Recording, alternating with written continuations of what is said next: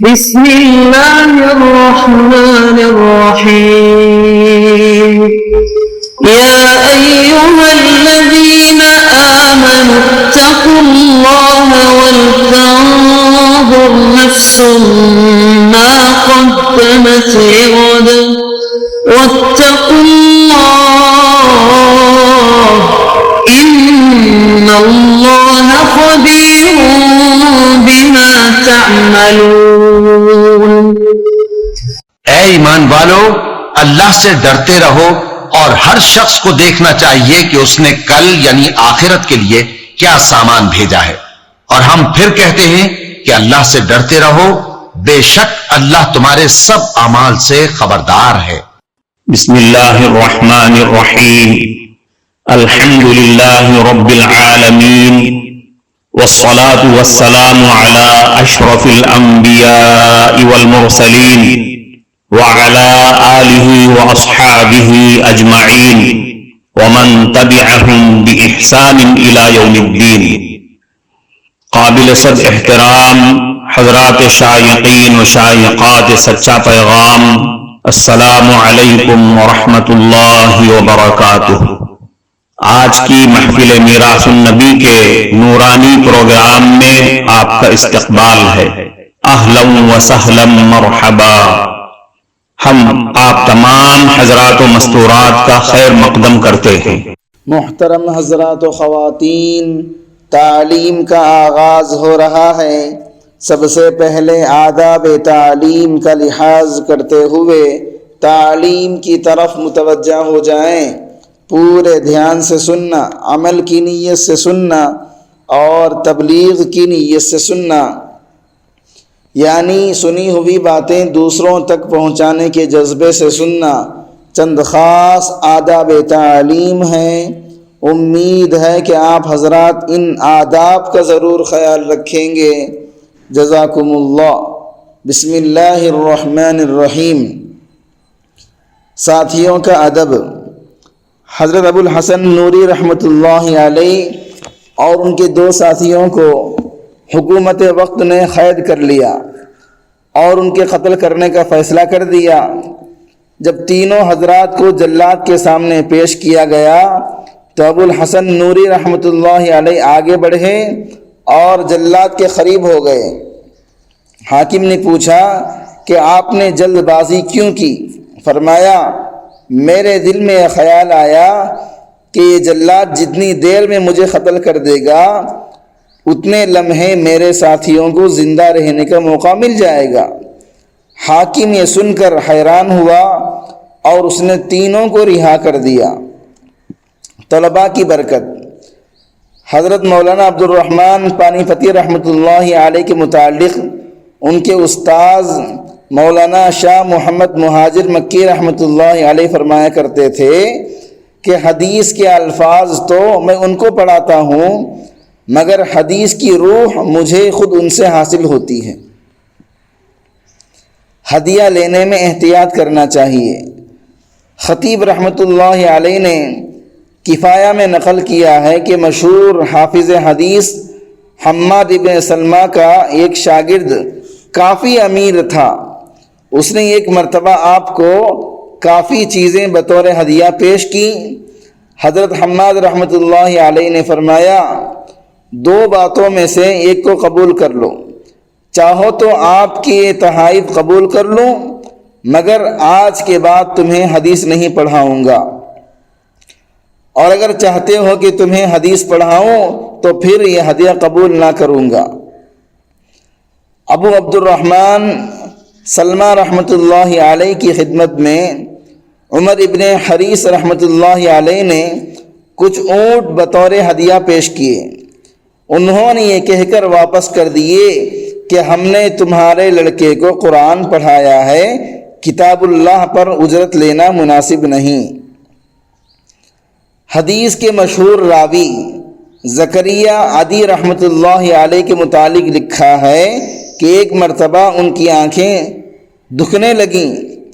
ایک آدمی سرما لے کر حاضر ہوا، پوچھا، کیا تم مجھ سے حدیث پڑھتے ہو؟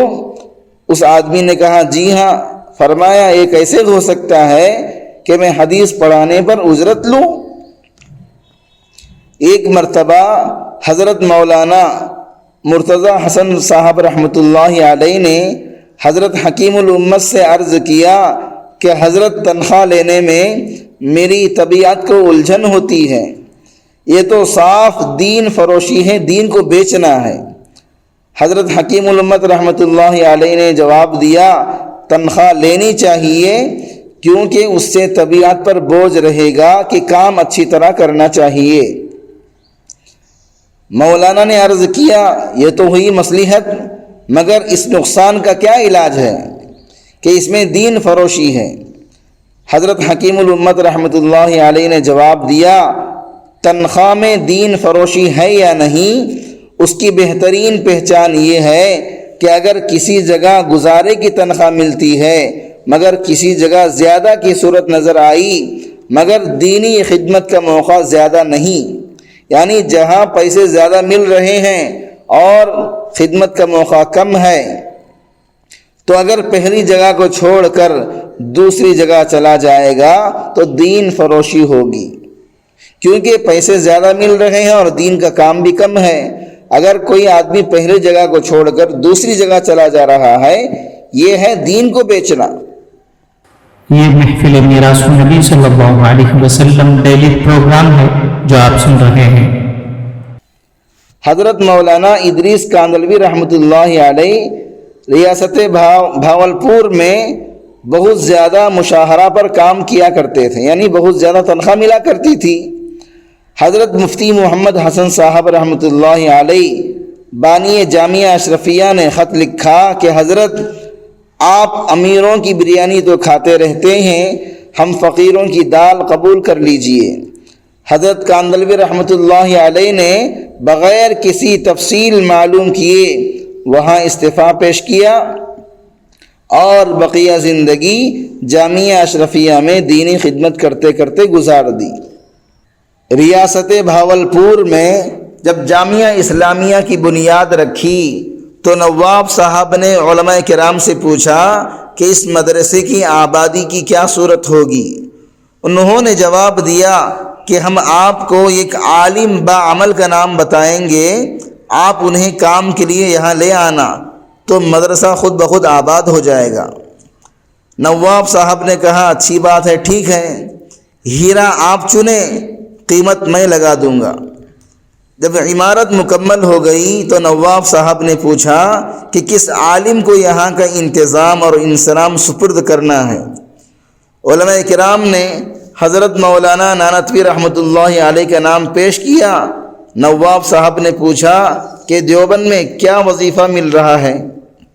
جواب ملا 2 یا 3 روپے ماہانہ۔ نواب صاحب نے کہا، آپ وفد کی صورت میں جا کر انہیں دعوت دیں اور یہ بتائیں کہ انہیں یہاں تعلیم اور تدریس کی ہر آسانی ہوگی، مزید برآں انہیں 100 روپے ماہانہ وظیفہ بھی دیا جائے گا۔ علماء کرام نواب صاحب کی اس فراخ دلی پر بہت زیادہ خوش ہوئے اور کچھ عرصے کے بعد ایک وفد کی صورت میں دیوبند حاضر ہوئے۔ حضرت مولانا قاسم نانوتوی رحمۃ اللہ علیہ کی خدمت میں جامعہ اسلامیہ بھاولپور کی خصوصیات نہایت شرح اور بسط کے ساتھ بیان کی۔ نواب صاحب کی دیندارانہ اور فیاضانہ طبیعت کا نقشہ بھی خوب کھینچا اور یہ بھی بتایا کہ وہاں جانے کی صورت میں آپ کو 100 روپیہ ماہانہ وظیفہ دیا جائے گا۔ حضرت نانوتوی رحمۃ اللہ علیہ نے سن کر جواب دیا، یہاں میرا مشاہرہ یعنی میرا وظیفہ 3 روپیہ ماہانہ ہے، 2 روپیے میرے گھر کا خرچہ ہے اور تیسرا روپیہ میں فقراء اور مساکین میں تقسیم کر دیتا ہوں۔ اگر میں بھاولپور چلا گیا تو مجھے 100 روپیہ ماہانہ ملے گا تو 2 روپیے تو میرے گھر کے خرچے ہوں گے اور بقیہ 98 روپیے مستحق لوگوں میں تقسیم کرنے کے لیے سارا دن اسی کام میں مشغول رہنا پڑے گا، پھر میں تعلیم اور تدریس کا کام کیسے کر سکتا ہوں؟ لہذا میں وہاں جانے سے معذور ہوں۔ علماء کرام جواب سن کر لاجواب ہو گئے۔ حضرت نانوتوی رحمۃ اللہ علیہ کی خدمت میں ایک آدمی نے ہدیہ پیش کیا، آپ نے معذرت کر دی۔ اس نے بہت زیادہ اصرار کیا، لیکن حضرت نانوتوی رحمۃ اللہ علیہ بھی انکار کرتے رہے۔ جب اس نے دیکھا کہ کوئی تدبیر کارگر نہ ہوئی تو واپس گھر جانے لگا۔ جب مسجد سے باہر نکلنے لگا تو اس کی نظر حضرت نانوتوی رحمۃ اللہ علیہ کے جوتوں پر پڑی۔ اس نے وہ تمام رقم حضرت کے جوتوں میں چھپا دی۔ دل میں خیال تھا کہ جب حضرت گھر جانے کے لیے جوتے پہنیں گے تو رقم خواہ مخواہ قبول کرنا پڑ جائے گا۔ جب حضرت مسجد سے باہر نکلے اور رقم جوتے میں پڑی دیکھی تو حضرت مسکرائے اور فرمایا، جو آدمی دنیا کو دور ڈھکیلتا ہے، دنیا اس کے جوتوں میں ذلیل اور خوار ہو کر آ جاتی ہے۔ پہلے یہ بات کتابوں میں پڑھتے تھے، آج الحمدللہ آنکھوں سے بھی دیکھ لیا۔ اس دینی اور ایمانی بیان کو سننے کے دوران ہی اس کو لائک کر دیجئے اور شیئر بھی کر دیجئے تاکہ دوسرے بھی اس سے فائدہ اٹھا سکیں۔ اللہ آپ کو جزائے خیر عطا فرمائے۔ اساتذہ کی شفقت کے واقعات۔ امام ابو یوسف رحمۃ اللہ علیہ کا قول ہے کہ اپنے شاگردوں کے ساتھ ایسے خلوص اور محبت سے پیش آؤ کہ دوسرا دیکھے تو سمجھے کہ تمہاری اولاد ہیں۔ ایک عالم دین کے بیٹے نے ان کے کسی شاگرد کے ساتھ بدتمیزی کی تو انہوں نے غصے میں آ کر فرمایا، دیکھو یہ میرے سینے کی اولاد ہے جبکہ تم میرے پیشاب کی اولاد ہو۔ حضرت مولانا رشید احمد گنگوہی رحمۃ اللہ علیہ طلباء سے بہت زیادہ محبت اور الفت سے پیش آتے۔ ایک مرتبہ مسجد کے صحن میں بیٹھے درس دے رہے تھے، اچانک زوردار بارش شروع ہو گئی۔